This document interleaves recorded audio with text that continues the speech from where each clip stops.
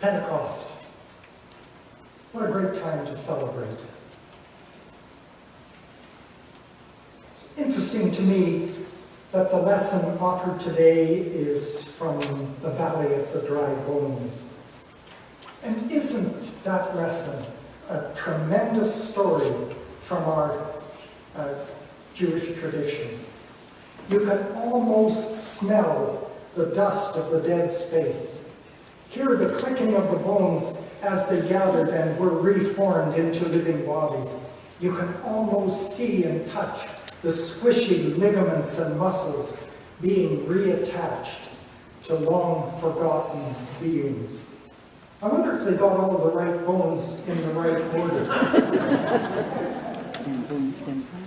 We human beings are blessed by incredible imagination. We can be drawn to wonderful possibilities that can lead us from physical and emotional despair that those folks in Babylon were experiencing to a new and unimagined place.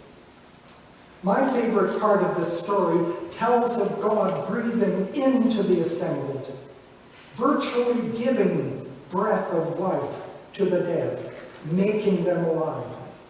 It reminds me in some ways of Bill Cosby's sketch about Noah being ordered to make an ark to save the animals from the flood. The way Cosby did it was something like this: Vuba, Vuba, Vuba, Noah. Cosby mimics the wind, the breath of God, as the wind installs life into those emerging bodies. The Hebrew word was nephesh. It's a multi-level breeze or wind at its very simplest level. It's like the breath moving in and out of our lungs. Spirit that gives life to us and enlivens is a second level. The onset sounds of a singer, oh, oh, oh, or ah, ah, ah. The sound of the Spirit comes from deep within the diaphragm muscles that do not have to think to automatically draw the air into the lungs to keep life going. The story of the Valley of the Dry Bones is a powerful expression of the longing of human beings to know that we are not helpless or hopeless, no matter what the circumstances, that we are never forgotten by God in some outback, God-forsaken place in the middle of nowhere, but that we are front and center in God's creative order. Ezekiel imagined this brilliant story while in exile in Babylon. Judah was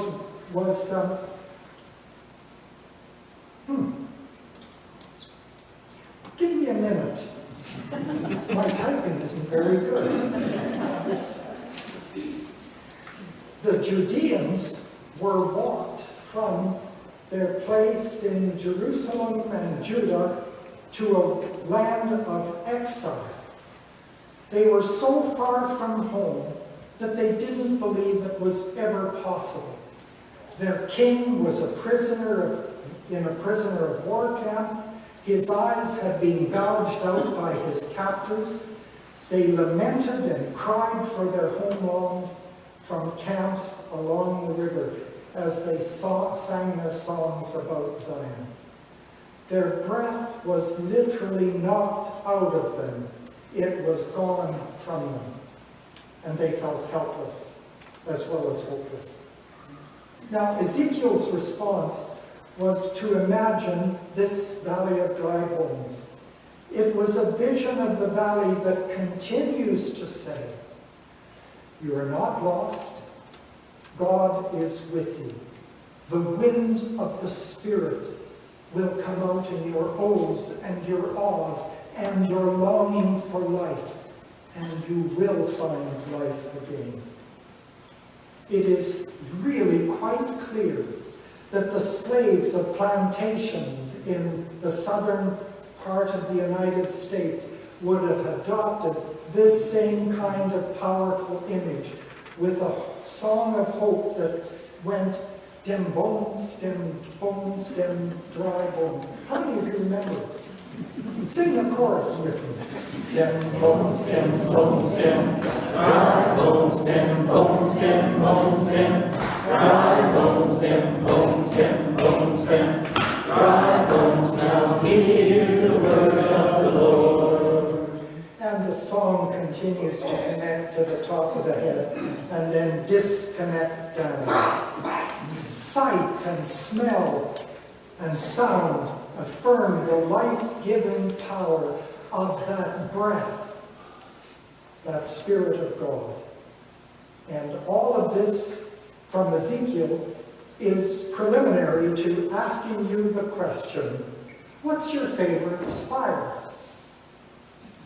Well, the Latin language of the ancient world called the breath of life spiritus. The Greeks used the word pneuma, and in English we use both spirit and pneumatic and other words like that. But in English the word is spirit, and we often add prefixes to the word spirit and use it in a variety of ways. We use the word inspire, conspire, perspire, aspire, and expire, just to name some of them. Well, I've chosen 5 spires to think about this morning. These expressions of the breath of life and the breath of God have power for us. Which one is your favorite? You can answer after. I like to think of that I am inspired by great music. Listening to Jaden play that powerful piece right after the Valley of the Dry Bones. Wow, the way he played it and the music he chose, for me, was inspiration. Thank you, Jaden. Aspire is something that we all have at various stages of life. We aspire to some goal as we journey along. I remember when King Macmillan retired, from this platform, he aspired to use his new guitar and learn new ways to play it. And I know that he has. Claire Mapes had an aspiration to attend Jesus Seminar conferences, and she traveled all over North America. Dale Johnson aspired to tap dancing, and I remember seeing her many times. For Joe, it was watercolor painting. And all of us know that Harriet from Halifax aspired to find Ralph from Revelstoke. I don't know whether she ever did. The word conspire, we usually think of it negatively, as in conspiracy. But all of us remember with delight the way in which Johnny Wayne and Frank Schuster conspired to make Canadian comedy. They breathed together.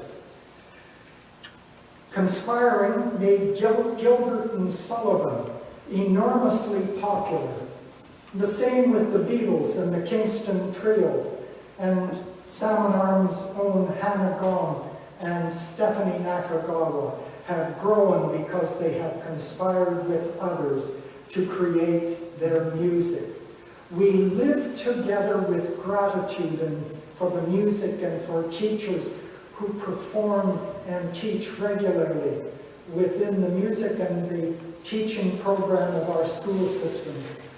We are grateful for the way in which people work in our communities, in medical services, in legal services, in social care for others, as they breathe together to make our space better. Well, Spire is a statement about doing hard work to make things happen. And I am personally grateful to the search committee for the perspiration they have put in for the past number of weeks that is leading us to a place 2 weeks from now when we will hear their report on the call. The power of Pentecost is about all of the spirits blending into one, so that the energy of God becomes the spirit of the community of faith. We as a church are not alone.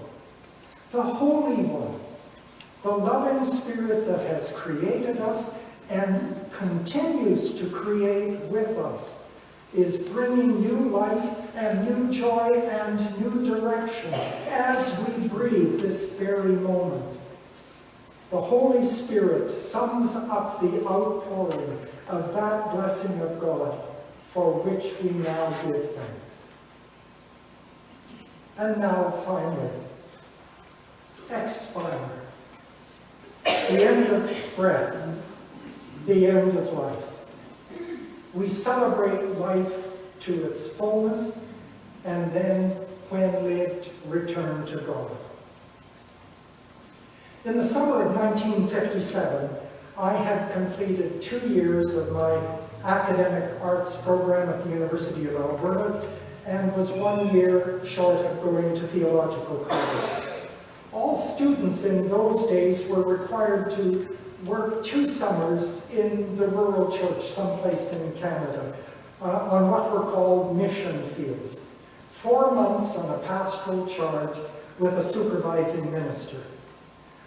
I was assigned to Telfordville Pastoral Charge, 6 congregations scattered over 1,000 square kilometers, beginning about 60 kilometers southwest of Edmonton.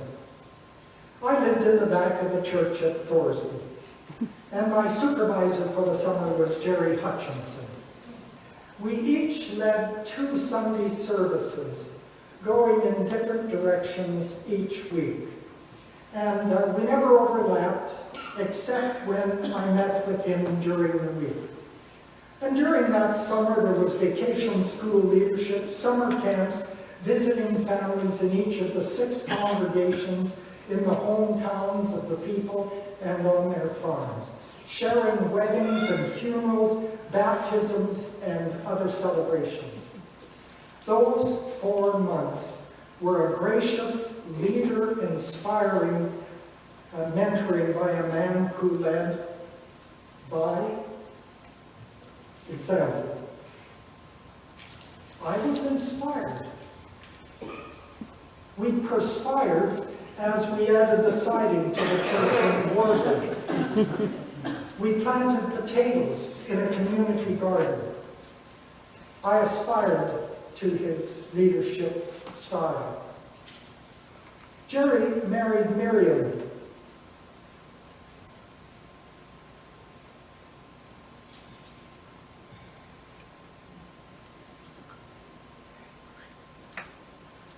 In 1942. He was ordained a year later to United Church ministry. This is what was said about him last week.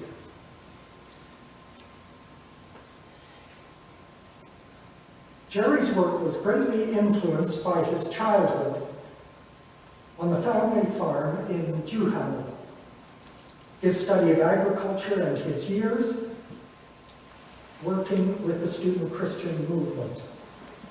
Known for its openness to new ideas and thrust for social justice, Jerry went on to a long career at the provincial and national levels of the United Church, as well as the congregations in Telfordville Pastoral Charge, in Edinburgh, Scotland, Edmonton, Grand Prairie, and Grenada. Jerry developed a keen interest in the history of the Canadian West. A simple question asked about the name Mission Beach at Pigeon Lake led to 50 years of researching early contact between Aboriginal peoples and the Methodist Protestant missionaries on the prairies. His research in Canada, England, and Australia led to publishing of several papers and books which are available for study and research at the Provincial Archives of Alberta.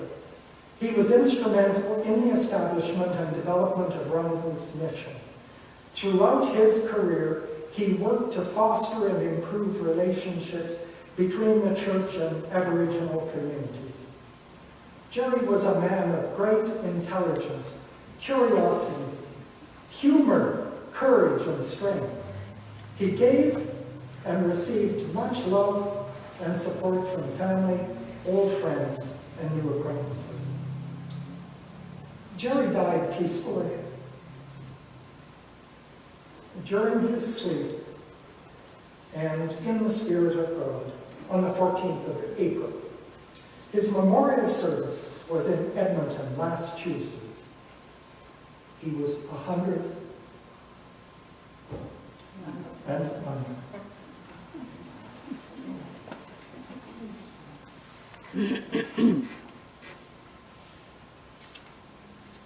He was a friend.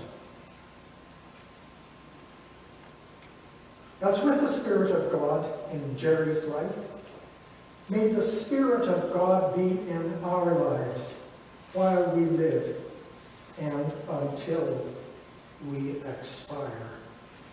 May the Spirit of God be in you, bringing you hope and joy